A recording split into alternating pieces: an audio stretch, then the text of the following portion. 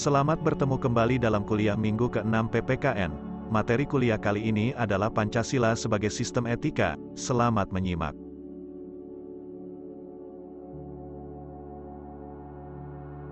Pengantar Pancasila sebagai sistem etika di samping merupakan way of life bangsa Indonesia, juga merupakan struktur pemikiran yang disusun untuk memberikan tuntunan atau panduan kepada setiap warga negara Indonesia dalam bersikap dan bertingkah laku. Pancasila sebagai sistem etika, dimaksudkan untuk mengembangkan dimensi moralitas dalam diri setiap individu sehingga memiliki kemampuan menampilkan sikap spiritualitas dalam kehidupan bermasyarakat, berbangsa, dan bernegara. Pancasila sebagai sistem etika merupakan moral guidance yang dapat diaktualisasikan ke dalam tindakan konkret. Dengan demikian, mahasiswa dapat mengembangkan karakter yang Pancasilais melalui berbagai sikap yang positif, seperti jujur, disiplin, tanggung jawab, mandiri, dan lainnya.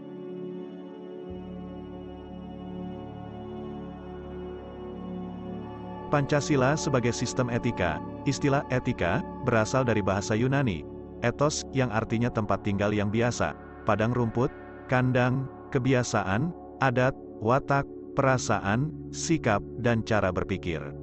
Secara etimologis, etika berarti ilmu tentang segala sesuatu yang biasa dilakukan atau ilmu tentang adat kebiasaan. Dalam arti ini, etika berkaitan dengan kebiasaan hidup yang baik, tata cara hidup yang baik, baik pada diri seseorang maupun masyarakat. Kebiasaan hidup yang baik ini dianut dan diwariskan dari satu generasi ke generasi yang lain. Dalam artian ini, etika sama maknanya dengan moral. Etika dalam arti yang luas ialah ilmu yang membahas tentang kriteria baik dan buruk. Etika pada umumnya dimengerti sebagai pemikiran filosofis mengenai segala sesuatu yang dianggap baik atau buruk dalam perilaku manusia.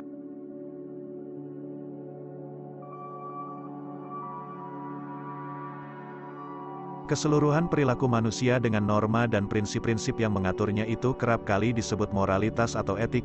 Etika selalu terkait dengan masalah nilai sehingga perbincangan tentang etika, pada umumnya membicarakan tentang masalah nilai, baik atau buruk. Frondizi menerangkan bahwa nilai merupakan kualitas yang tidak real karena nilai itu tidak ada untuk dirinya sendiri. Nilai membutuhkan pengemban untuk berada. Misalnya, nilai kejujuran melekat pada sikap dan kepribadian seseorang.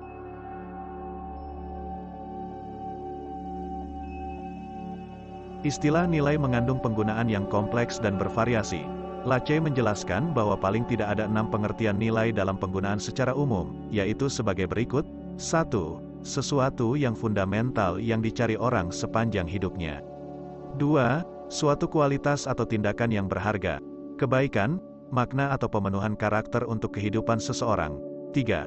Suatu kualitas atau tindakan sebagian membentuk identitas seseorang sebagai pengevaluasian diri, penginterpretasian diri, dan pembentukan diri. 4. Suatu kriteria fundamental bagi seseorang untuk memilih sesuatu yang baik di antara berbagai kemungkinan tindakan. 5. Suatu standar yang fundamental yang dipegang oleh seseorang ketika bertingkah laku bagi dirinya dan orang lain. 6. Suatu objek nilai, suatu hubungan yang tepat dengan sesuatu yang sekaligus membentuk hidup yang berharga dengan identitas kepribadian seseorang. Objek nilai mencakup karya seni, teori ilmiah, teknologi, objek yang disucikan, budaya, tradisi, lembaga, orang lain, dan alam itu sendiri.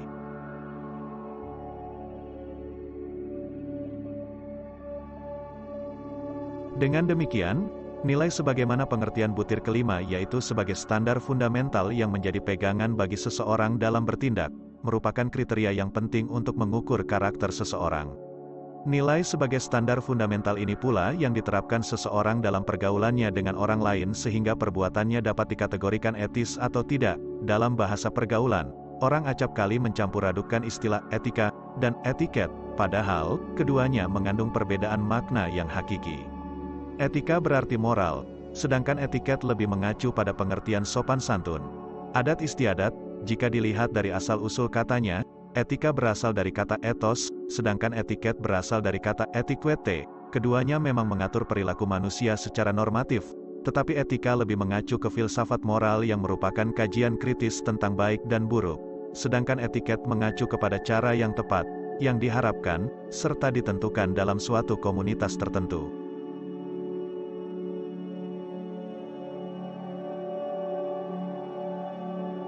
Aliran-aliran etika Ada beberapa aliran etika yang dikenal dalam bidang filsafat, meliputi etika keutamaan, teleologis, deontologis. 1.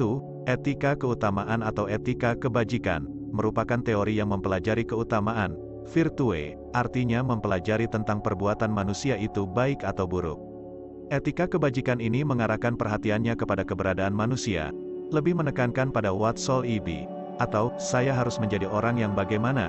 Beberapa watak yang terkandung dalam nilai keutamaan adalah baik hati, kesatria, belas kasih, terus terang, bersahabat, murah hati, bernalar, percaya diri, penguasaan diri, sadar, suka bekerja bersama, berani, santun, jujur, terampil, adil, setia, ugahari, bersahaja, disiplin, mandiri, bijaksana, peduli, dan toleran.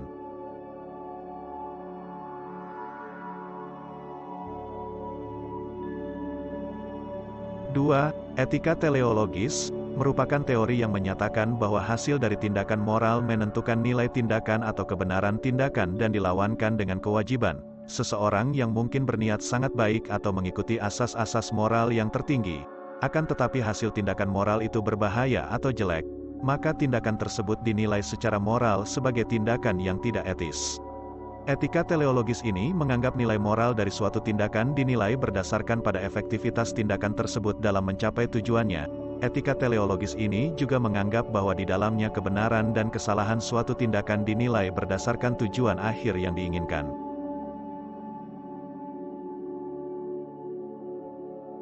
3. Etika deontologis, merupakan teori etis yang bersangkutan dengan kewajiban moral sebagai hal yang benar dan bukannya membicarakan tujuan atau akibat. Kewajiban moral bertalian dengan kewajiban yang seharusnya, kebenaran moral atau kelayakan, kepatutan.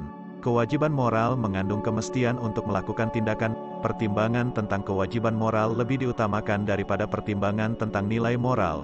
Konsep-konsep nilai moral yang baik dapat didefinisikan berdasarkan pada kewajiban moral atau kelayakan rasional yang tidak dapat diturunkan dalam arti tidak dapat dianalisis.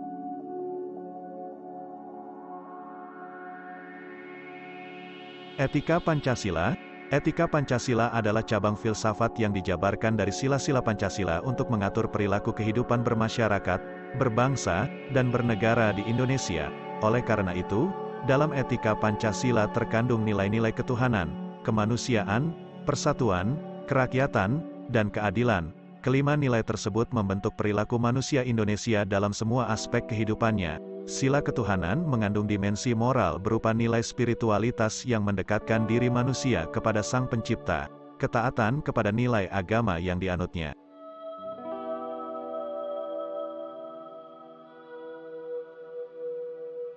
Sila kemanusiaan mengandung dimensi humanis, artinya menjadikan manusia lebih manusiawi, yaitu upaya meningkatkan kualitas kemanusiaan dalam pergaulan antar sesama. Sila persatuan mengandung dimensi nilai solidaritas, rasa kebersamaan, mitsein, cinta tanah air. Sila kerakyatan mengandung dimensi nilai berupa sikap menghargai orang lain, mau mendengar pendapat orang lain, tidak memaksakan kehendak kepada orang lain. Sila keadilan mengandung dimensi nilai mau peduli atas nasib orang lain, kesediaan membantu kesulitan orang lain.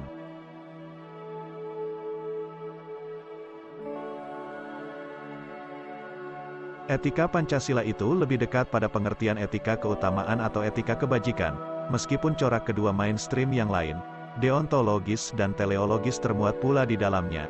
Namun, etika keutamaan lebih dominan karena etika Pancasila tercermin dalam 4 tabiat saleh, yaitu kebijaksanaan, kesederhanaan, keteguhan, dan keadilan.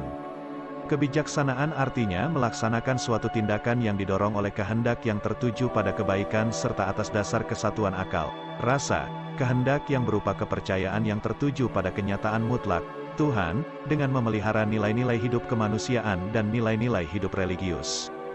Kesederhanaan artinya membatasi diri dalam arti tidak melampaui batas dalam hal kenikmatan. Keteguhan artinya membatasi diri dalam arti tidak melampaui batas dalam menghindari penderitaan. Keadilan artinya memberikan sebagai rasa wajib kepada diri sendiri dan manusia lain, serta terhadap Tuhan terkait dengan segala sesuatu yang telah menjadi haknya.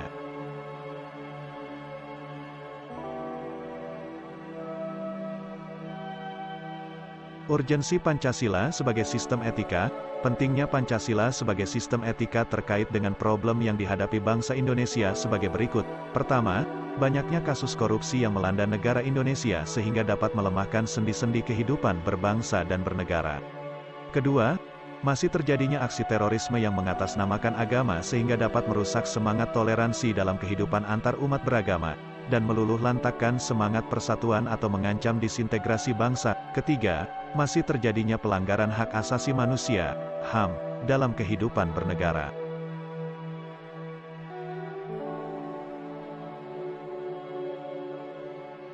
Keempat, kesenjangan antara kelompok masyarakat kaya dan miskin masih menandai kehidupan masyarakat Indonesia. Kelima, ketidakadilan hukum yang masih mewarnai proses peradilan di Indonesia, seperti putusan bebas bersyarat atas pengedar narkoba asal Australia Skeppel Corby. Keenam, banyaknya orang kaya yang tidak bersedia membayar pajak dengan benar, seperti kasus penggelapan pajak oleh perusahaan, kasus Panama Papers yang menghindari atau mengurangi pembayaran pajak. Kesemuanya itu memperlihatkan pentingnya dan mendesaknya peran dan kedudukan Pancasila sebagai sistem etika karena dapat menjadi tuntunan atau sebagai leading principle bagi warga negara untuk berperilaku sesuai dengan nilai-nilai Pancasila.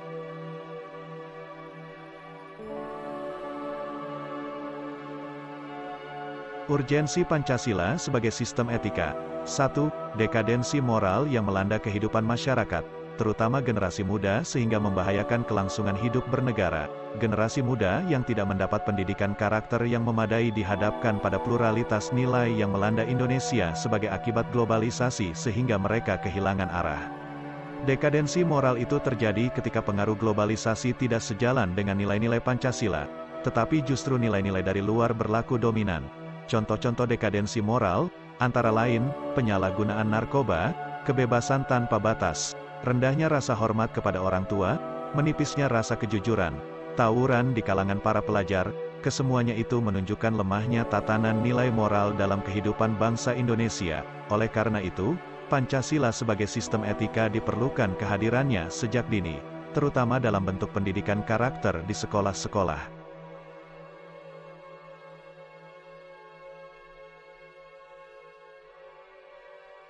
2.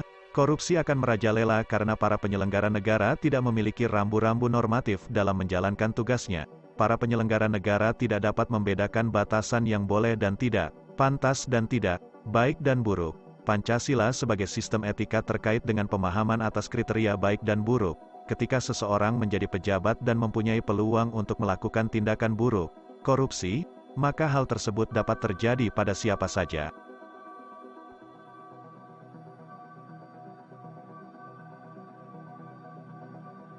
3. Kurangnya rasa perlu berkontribusi dalam pembangunan melalui pembayaran pajak. Hal tersebut terlihat dari kepatuhan pajak yang masih rendah, padahal peranan pajak dari tahun ke tahun semakin meningkat dalam membiayai APBN. Pancasila sebagai sistem etika akan dapat mengarahkan wajib pajak untuk secara sadar memenuhi kewajiban perpajakannya dengan baik. Dengan kesadaran pajak yang tinggi, maka program pembangunan yang tertuang dalam APBN akan dapat dijalankan dengan sumber penerimaan dari sektor perpajakan.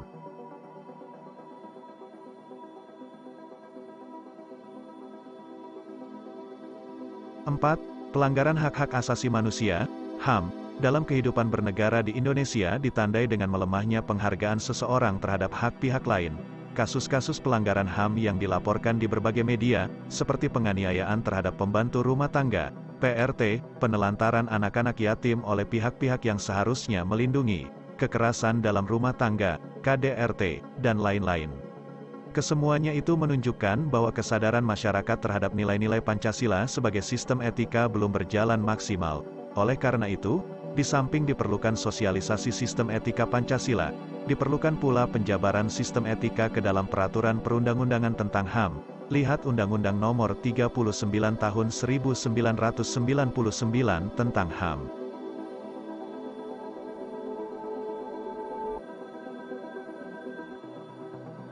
5. Kerusakan lingkungan yang berdampak terhadap berbagai aspek kehidupan manusia, seperti kesehatan, kelancaran penerbangan, nasib generasi yang akan datang, global warming, perubahan cuaca, dan lain sebagainya.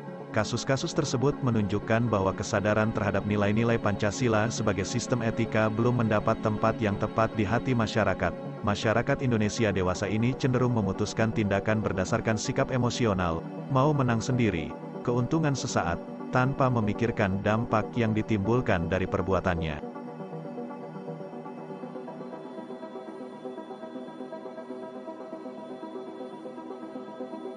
Sumber historis Pancasila sebagai sumber etika. Pada zaman Orde Lama, nilai-nilai Pancasila belum ditegaskan ke dalam sistem etika, tetapi nilai-nilai moral telah terdapat pandangan hidup masyarakat. Masyarakat dalam masa Orde Lama telah mengenal nilai-nilai kemandirian bangsa yang oleh Presiden Soekarno disebut dengan istilah berdikari, berdiri di atas kaki sendiri. Pada zaman Orde Baru, Pancasila sebagai sistem etika disosialisasikan melalui penataran P4 dan diinstitusionalkan dalam wadah BP7. Ada banyak butir Pancasila yang dijabarkan dari kelima sila Pancasila sebagai hasil temuan dari para peneliti BP7.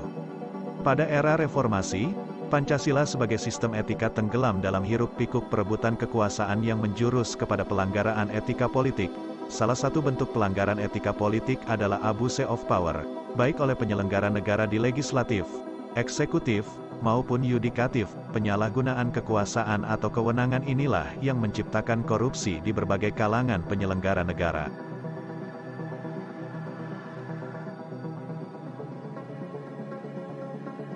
Sumber sosiologis Pancasila sebagai sistem etika. Sumber sosiologis Pancasila sebagai sistem etika dapat ditemukan dalam kehidupan masyarakat berbagai etnik di Indonesia. Misalnya, orang Minangkabau dalam hal bermusyawarah memakai prinsip bulat air oleh pembuluh, bulat kata oleh mufakat. Masih banyak lagi mutiara kearifan lokal yang bertebaran di bumi Indonesia ini sehingga memerlukan penelitian yang mendalam.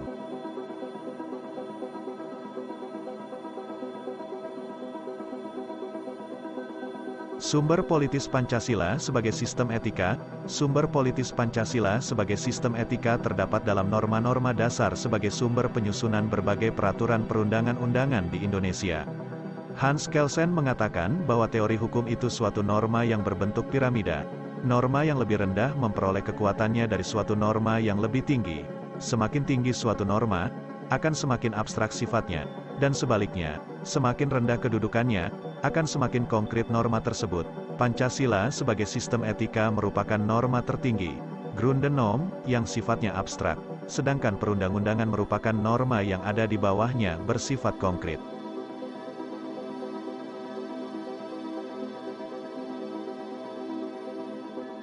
Etika politik mengatur masalah perilaku politikus, berhubungan juga dengan praktik institusi sosial, hukum, komunitas, struktur-struktur sosial, politik, ekonomi. Etika politik memiliki dimensi, yaitu tujuan, sarana, dan aksi politik itu sendiri. Dimensi tujuan terumuskan dalam upaya mencapai kesejahteraan masyarakat dan hidup damai yang didasarkan pada kebebasan dan keadilan. Dimensi sarana memungkinkan pencapaian tujuan yang meliputi sistem dan prinsip-prinsip dasar pengorganisasian praktik penyelenggaraan negara dan yang mendasari institusi-institusi sosial. Dimensi aksi politik berkaitan dengan pelaku pemegang peran sebagai pihak yang menentukan rasionalitas politik. Rasionalitas politik terdiri atas rasionalitas tindakan dan keutamaan. Tindakan politik dinamakan rasional bila pelaku mempunyai orientasi situasi dan paham permasalahan.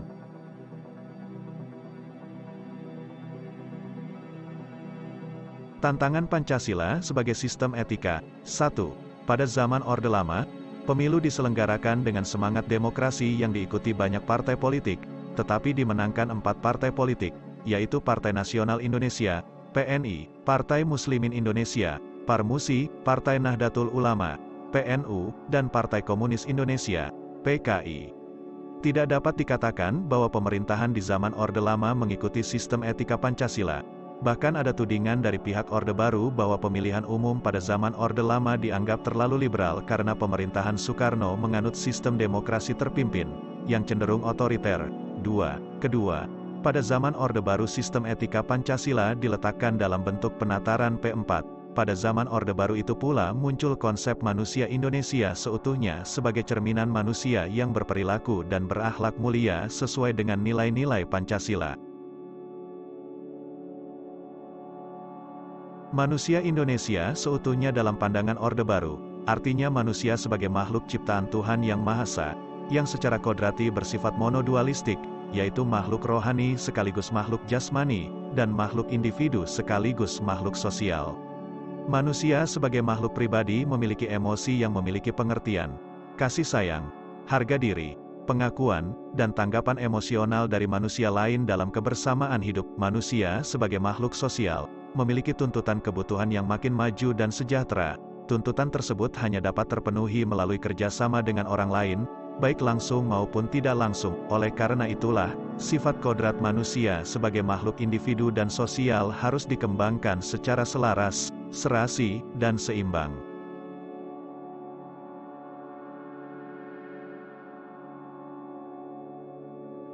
Tiga, sistem etika Pancasila pada era reformasi tenggelam dalam euforia demokrasi.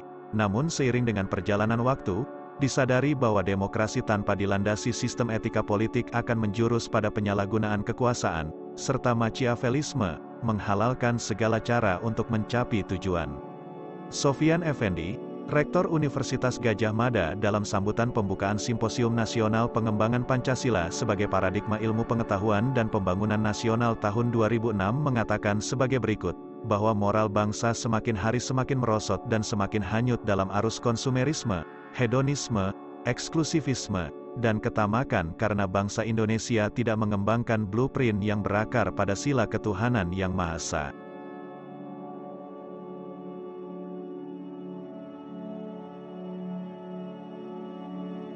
Tantangan Pancasila sebagai sistem etika. 1. Tantangan terhadap sistem etika Pancasila pada zaman Orde Lama berupa sikap otoriter dalam pemerintahan sebagaimana yang tercermin dalam penyelenggaraan negara yang menerapkan sistem demokrasi terpimpin. Hal tersebut tidak sesuai dengan sistem etika Pancasila yang lebih menonjolkan semangat musyawarah untuk mufakat. 2. Tantangan terhadap sistem etika Pancasila pada zaman Orde Baru terkait dengan masalah NKK, nepotisme, kolusi, dan korupsi, yang merugikan penyelenggaraan negara. Hal tersebut tidak sesuai dengan keadilan sosial karena nepotisme, kolusi, dan korupsi hanya menguntungkan segelintir orang atau kelompok tertentu. 3. Tantangan terhadap sistem etika Pancasila pada era reformasi berupa euforia kebebasan berpolitik sehingga mengabaikan norma-norma moral, misalnya, munculnya anarkisme yang memaksakan kehendak dengan mengatasnamakan kebebasan berdemokrasi.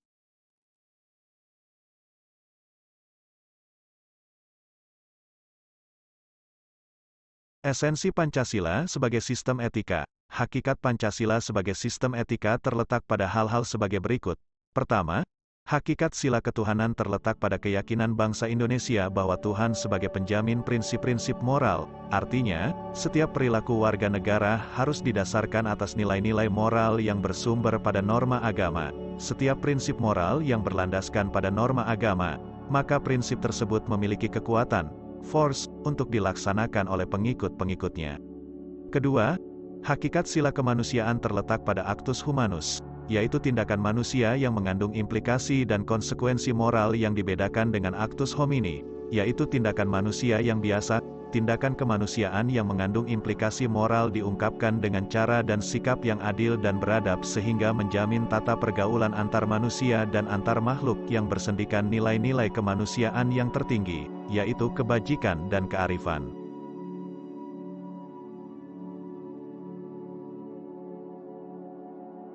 Ketiga, hakikat sila persatuan terletak pada kesediaan untuk hidup bersama sebagai warga bangsa yang mementingkan masalah bangsa di atas kepentingan individu atau kelompok. Sistem etika yang berlandaskan pada semangat kebersamaan, solidaritas sosial akan melahirkan kekuatan untuk menghadapi penetrasi nilai yang bersifat memecah belah bangsa.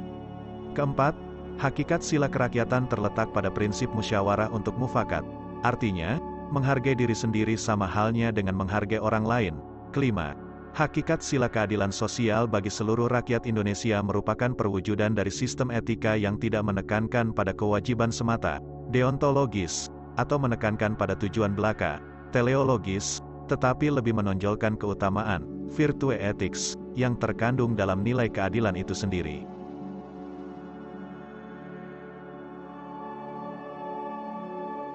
Urgensi Pancasila sebagai sistem etika. Pertama, Meletakkan sila-sila Pancasila sebagai sistem etika berarti menempatkan Pancasila sebagai sumber moral dan inspirasi bagi penentu sikap, tindakan, dan keputusan yang diambil setiap warga negara.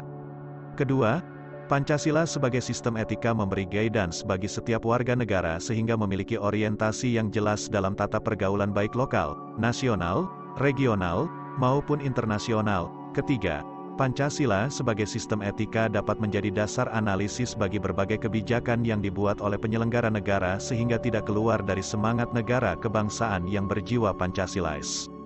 Keempat, Pancasila sebagai sistem etika dapat menjadi filter untuk menyaring pluralitas nilai yang berkembang dalam kehidupan masyarakat sebagai dampak globalisasi yang memengaruhi pemikiran warga negara.